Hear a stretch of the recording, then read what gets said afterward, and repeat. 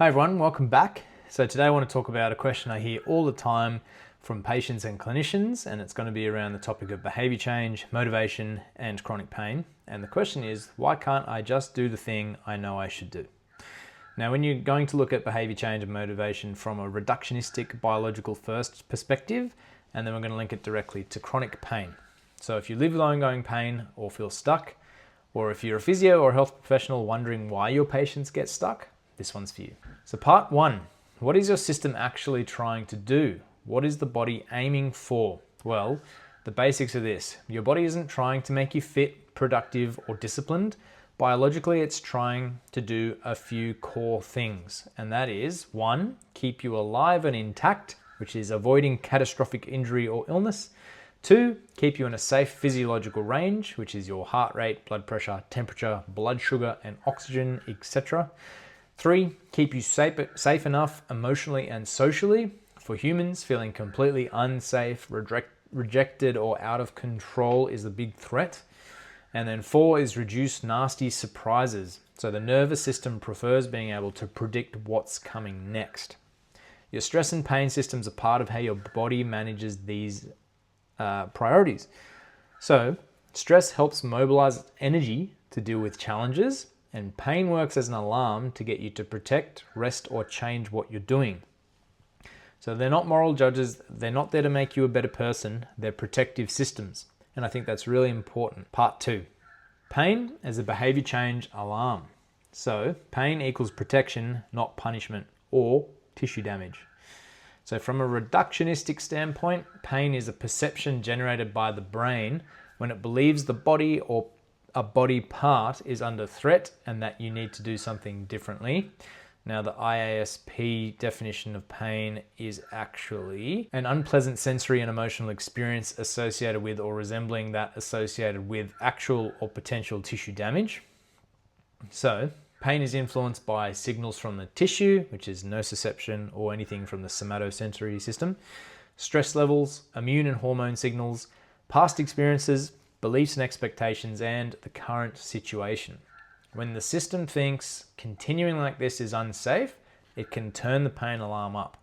In acute situations, you twist your ankle, you touch something hot, that's super useful. In persistent pain or a chronic pain, which is 12 weeks and beyond, the alarm system can become overprotective and it starts to ring with less and less provocation in more and more contexts, and often longer after tissues are reasonably healed.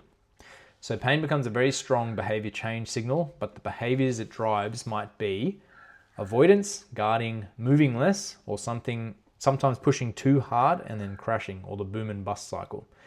And we know with research that catastrophizing and kinesiophobia, or fear of movement, are the two best predictors for worse outcomes when you experience pain. From the outside, it looks like self-sabotage, but from the inside, it's the nervous system doing its best to protect with the information it has. Part three, behavior change and how it works biologically. So behavior equals policy. Let's talk behavior change in a really mechanical way, because there's a whole IFS part of this where parts are involved in the self and exiles and managers. But I think in a mechanical way, you can think of behavior as a policy. When I'm in a situation X, I tend to do action Y. For example, when my back hurts, I lie down. When I'm stressed, I scroll on my phone. When I feel sore after exercise, I stop for a week. To change behavior, your nervous system has to update that policy. And three key pieces are involved. One, predictions and value. The brain is constantly predicting, if I do this, what's likely to happen? How good or bad will that be? Or how much of a reward or how much cost will that be? And it attaches a value to different actions. Some feel worth it, some feel pointless, some feel dangerous. Okay, so we have error signals, which are learning signals. When you try something and the outcome is better than expected, is a positive learning signal, you do that more, and that's associated with a dopamine spike. When you have an outcome that's worse than expected, it's a negative learning signal, and it's a dopamine dip, and it means do that less. A lot of this runs through dopamine and circuits in the cortex and basal ganglia. And then three, we have updating and repetition, which is over time with repeated experiences, synapses change, certain actions are likely to be selected in certain situations, Some patterns become habits, and habits are automatic and cheap.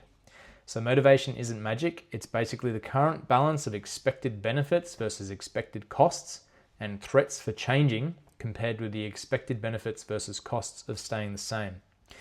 If your brain predicts trying something different will probably hurt, fail, be overwhelming, or make me feel stupid, and doing nothing is uncomfortable, but at least familiar, then staying the same wins. So part 4, where motivation breaks down. 4 common traps. The 4 big biological reasons people get stuck is 1, learned helplessness, which is you've had lots of experiences where you tried things, they didn't help, you were dismissed or not believed, treatments made things worse, pain kept flaring for no clear reason. Your system can learn, my actions don't make a difference.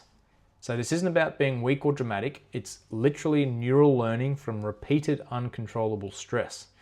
The result, new actions don't feel worth the effort, hope feels risky, doing nothing can feel safer than trying again and being disappointed. And in chronic pain, this looks like exercise always makes it worse, no one can help me, or what's the point? From a nervous system perspective, the policy don't try, don't hope is a protective strategy. So 2, the threat-driven reflexes, which is freeze, fight, or flight, or push through in a panic. And under perceived threat, these are fast, automatic, and don't require much thinking.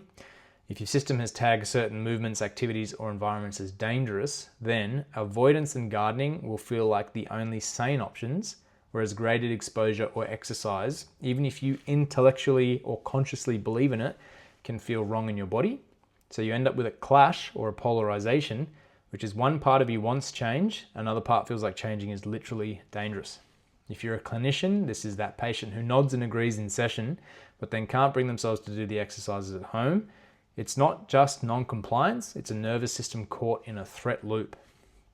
So 3, there's identity, stories, and strong priors. If the brain doesn't just store this movement hurts, it builds stories like my back is fragile, pain means damage, I'm not the kind of person who sticks with exercise, my body is broken. These stories live in higher level networks and act like strong priors, which is a strong expectation about what's true. When prior is very strong, new evidence that doesn't fit, like one good day, a walk that went surprisingly well, a session where pain didn't flare, gets discounted as just a fluke. So the story doesn't change and the behavior doesn't change. For chronic pain patients, this can sound like, yeah, it felt better than that one time, but that doesn't count. Any improvement won't last. I just know it'll go bad again. Again, this isn't stubbornness. It's the brain trying to maintain a coherent model of the world through prediction errors and biases. The next thing we have, and the last thing, is allostatic load and low capacity. Behavior change is expensive for the nervous system. To try something new, you need some energy, some attention, some emotional regulation, and some spare bandwidth. If you're already running at 95 to 100% just to manage pain, get through work, care for family, deal with poor sleep and stress, you have very little left over for experimentation. In that state, the system will naturally pick low effort, high immediate relief behaviors, like lying down, scrolling on your Instagram, eating comfort food, or avoiding anything that might flare symptoms. Again, it's not a character flaw, a rational choice for an overloaded system. So how this shows up in chronic pain. So typical pattern. 1, pain appears. You rest, protect, seek help. It's all totally normal. 2, multiple attempts to fix don't work or only partially work. Different treatments, scans, opinions. Some flare-ups feel random and scary. The nervous system starts to learn movement is dangerous. I don't have control. Nothing really helps. I don't understand why I'm in pain. And then that leads to avoidance and guarding becoming the default policies, which is less movement, lower confidence, more sensitivity. And then 5 is the person is often told you just need to exercise or you just need to push through, but the threat system is on high alert, their energy is low, and their belief in change is pretty fragile. So behavior change, like starting a graded exercise program, is not simply a choice. It's asking the nervous system to go against its learned protection strategies, risk more pain, spend limited energy, and trust a process when trust is already battered. So you can see how people really get stuck in these beliefs. Practical principles for change. So what can we do with all of this? Whether you're a person in pain or a clinician, here are some core principles. 1, start by updating the story a little. You don't have to go from I'm broken to I'm invincible, but you can work towards my system has become overprotective. Pain is real, but it doesn't always mean damage. My body is capable of adapting slowly. Good pain education, metaphors, and honest conversations can soften those rigid priors just enough that new experiences can sink in. So you have to engineer small, safe wins. And this is huge. Instead of you need to walk 30 minutes every day, could we experiment with the minimum dose? Like a 2-minute walk once and see what happens. You want experiences where the person expects it to go badly. You keep it tiny and safe, but it goes slightly better than expected. This creates a positive learning signal. Maybe this isn't as dangerous as I thought. Repeat that enough and the policy starts to shift from avoid and to approach gently. So you have to, 3, reduce the threat where you can. You can't fix someone's entire life, but small adjustments help. Improving sleep routines a bit, planning around flare-ups instead of panicking, breathing or relaxation practices to bring the system down a notch, social support, not being alone with it, or other referrals out to appropriate healthcare professionals, and the lower background threat equals more capacity for change. So 4, respect learned helplessness, don't fight it head on. If someone has a long history of failed treatments, acknowledge that reality, validate that it makes sense they're cautious, position new experiments as curiosity, not this will fix you, which is expectation management. And the goal is to create just enough hope with honesty that trying feels emotionally safe. And I personally like to do this by positioning myself alongside someone to be a guide with them, not to be the guru telling them. So 5, think in terms of experiments, not perfection. For patients this week, I'll experiment with this exercise twice, pay attention to what happens, rather than I must do this every day or I've failed. For clinicians, each session is a chance to run 1 or 2 tiny experiments that shift a belief, show a new capability, or reduce fear around a specific movement. Every successful experiment is a deposit in the I can influence my body bank, empowering them. So let's put it all together.